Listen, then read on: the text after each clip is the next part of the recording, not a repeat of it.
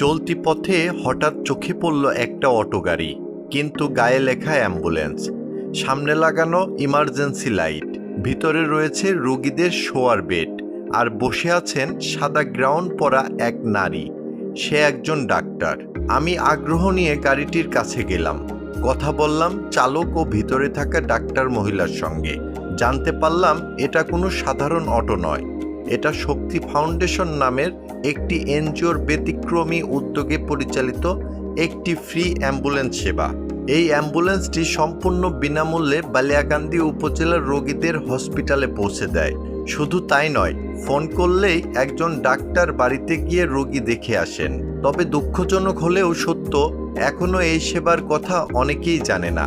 ফলে এই মানবিক উদ্যোগটি সদ্ব্যবহার হচ্ছে না। আসুন আমরা সকলে মিলে এই খবরটি ছড়িয়ে দিই, যাতে রাজবাড়ির মানুষ এই সেবা সুবিধা নিতে পারে আর এই মহৎ উদ্যোগটা সফল হয়। ধন্যবাদ।